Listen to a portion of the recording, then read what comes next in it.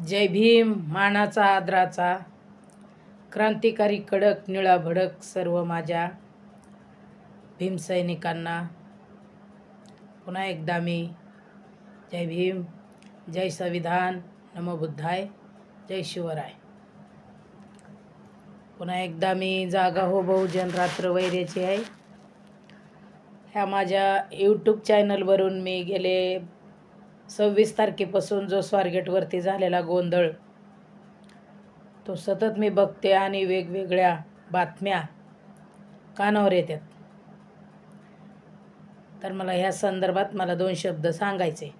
तत्पूर्वी जर माझ्या यूट्यूब चॅनलला अजूनही कुणी नवीन असाल तर प्लीज प्लीज प्लीज तुम्हाला असं लाईक करायला काय पैसे पडतात का हो ताई, दादा, सर्व माझ्या रसिक बांधवांनो, मला तेवढंच मनाला जरा बरं वाटते हो कोणाची तरी लाईट कमेंट आली तर.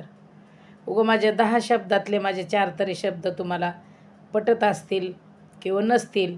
नाही पटलं तरी मला सांगा कमेंटमध्ये, आणि पटलं तरी मला लाईक करा.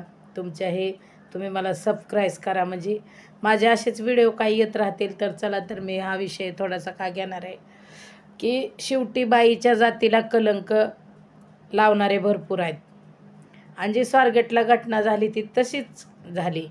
आता तो माणूस किती, तो गाड्या किती हे आहे गुन्हेगार, किती गुन्हे त्याच्यावर निघल्यात. असाच भटकत फिरतोय लेकरं बायको टाकून, असं मीडियाला रोज सांगतात.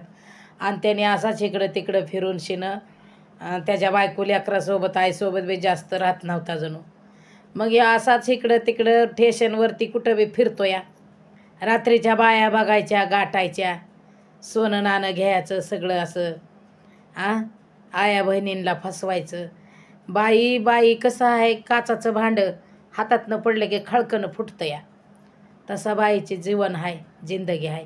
आणि म्हणून मला सांगायचं आहे की शेवटी बाईला दोष देणारे कित्येक लोक आहेत. आता हे मी बघते की त्यांनी ट्रीटमेंट, कारण त्यांनी वकील देऊन त्यापला बचाव करण्यासाठी ती काही बी आता खोटं नाटं जोडायला लागलाय. मग मला एकच म्हणायचं आहे की ह्या कोर्टाला सुद्धा माझी विनंती, आणि पोलीस यंत्रणेला सुद्धा, कारण तो गुन्हेगार अट्टल आणि चालाक गुन्हेगार दिसतोय.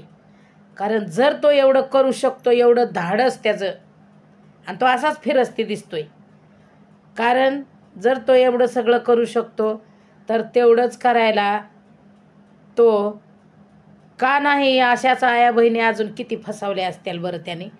आणि त्या मुलीला म्हणतात की हितवर गेली पुन्हा कंप्लेंट द्या आली. अरे तसं नाही, इज्जतीला माणूस भेतं. कारण कैक वेळा आम्ही सुद्धा रस्त्याने चाललो तरी असे अनुभव आजूबाजूला सहज जरी आपलं बघितलं आणि एखाद्यावर नजर पडली तर त्या समोरच्या सुद्धा व्यक्तीला वाटते की ती बाई माझ्याकडे बघते. पण भले आपल्या मनात काही नसतंय, पण समोरच्याचा गैरसमज होतो. आणि आज तिला उल्लू बनवून त्या गाडीत घातली. बरं ते वसंता त्या मोरे म्हणले 100 तर तिथं ते काय पडले होते तसले, कसले ते कंडम का काय त्या एस टीमध्ये, शिवशाहीमध्ये.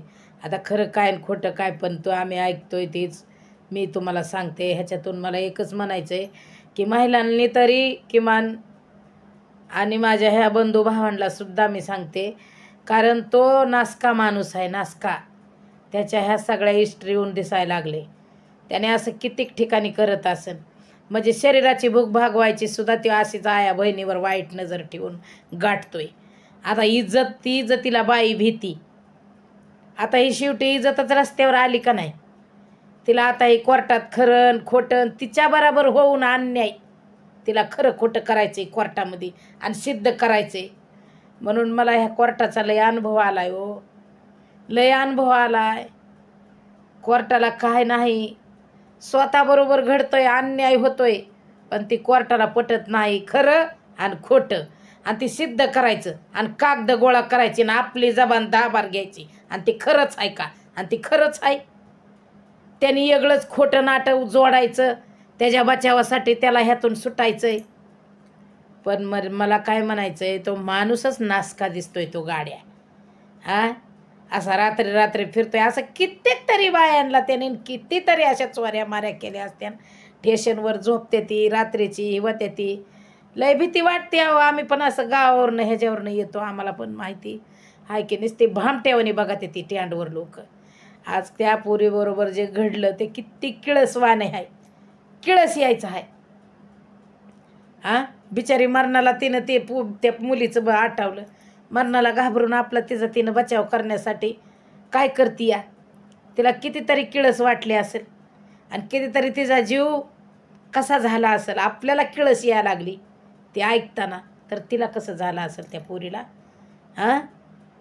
ती राजी मर्जीनं करते ती. ही वेगळी बात आहे. ह्याची गडीभराची ओळख आहे, ह्याचं तिचं कॉन्टॅक्ट नाही, काय नाही. आणि काय पोलिसाला आणि काय कोर्टाला ट्रीटमेंट देतो या भाड्या. असल्याला फाशी देऊन मारले पाहिजे बघा, ठेवलं नाही पाहिजे.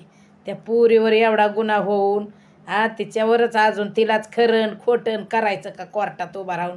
म्हणून बाई हिथं इज्जतीला घाबरती या. कारण पोलिस आणि कोर्टसुद्धा लय घाण विचारतात तिथं, काही बी कोर्टापुढं गेले की. त्याच्यामुळं इज्जतीला काही बाया घाबरतात आणि अन्याय सहन करतात आणि गप्प बसतात. आणि लोक अशी दोष देतात. जर माझा व्हिडिओ तुम्हाला आवडला ना, तर तुम्ही मला लाईक करा आणि कमेंटमध्ये नक्की सांगा. म्हणून या माता मावल्यांनी ना नाण्याच्या दोन्ही बाजू बघा. कारण ती बी एक चांगल्या घरातलीच पोरगी आहे ना, का ती का अशीच रस्त्यावर फिरत असते तर म्हणलं असतं. किती तो खोटं बोलतोय त्याचा बचाव करायसाठी, काय काय जोडलंय, काय काय वकिलाला सांगून. पण मला माहिती हो, अहो का वकिलाचा तर धंदा आहे ना, त्याला जर जास्त पैसे मिळाले केस हारू काय, शेवटी त्याला बी माहीत असतं ही खोटं आहे, ही काय खोटं टिकणार नाही. पण तरीही कोर्टाला ती आपली बाजू पटवू सांगत असतो. जमिनीच्या केसमध्ये मी 5-6 वर्षे मी तसला अनुभव घेऊन बसलेली आहे. मी सांगन तुम्हाला दुसऱ्या वेळेला माझा काय जिंदगीत माझ्या मला अनुभव आल्यात. ते 7 एकर जमिनीवर पाणी ओतलं. आमची जमीन असून आम्हालाच सिद्ध करा, असं करा तसं करा. तर माता मावल्यानो लय घडतंय जगात, रोज घडायला लागलं एक एक काहीतरी. मला लाईक करा आणि शेअर करा. आणि तुम्हाला जर आवडला माझा व्हिडिओ, मला ते राहावा ना, मला ते सहन व्हायना की किती बचावासाठी खोटं बोलायचं, म्हणून मी माझा व्हिडिओ टाकलाय. तर तुम्ही शेवटपर्यंत बघा.